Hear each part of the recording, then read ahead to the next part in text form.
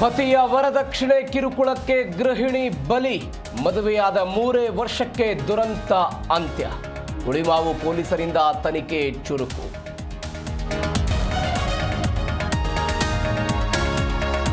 ತಾರಾ ಗೋವಿಂದ್ ವಿರುದ್ಧ ಸಿಡಿದ ಚೇತನ್ ಅಹಿಂಸಾ. ಲಂಕೇಶ್ ಪತ್ರಿಕೆ ವಿವಾದ ನೆನಪಿಸಿ ಹಿನ್ನೆಲೆ ಕೆದಕಿದ ನಟ. ಶೇಷಾದ್ರಿಪುರಂ ಠಾಣೆಗೆ ಕಂಪ್ಲೇಂಟ್ ಸಲ್ಲಿಕೆ. ಜನಸಾಮಾನ್ಯರಿಗೆ ಬೆಲೆ ಏರಿಕೆ ಶಾಕ್. ಪೆಟ್ರೋಲ್ ಡೀಸೆಲ್ ಲೀಟರ್ಗೆ 5 ರೂಪಾಯಿ ಹೆಚ್ಚಳ ಸಾಧ್ಯತೆ.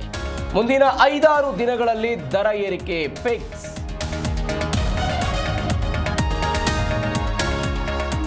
ಬೌರಿಂಗ್ ಕಾಂಪೌಂಡ್ ಕುಸಿತಕ್ಕೆ 7 ಬಲಿ ಪ್ರಕರಣ.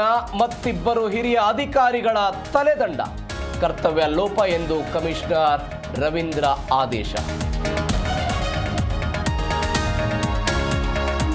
ವಿವಿಧ ಬೇಡಿಕೆಗಳ ಈಡೇರಿಕೆಗೆ ಆಗ್ರಹ.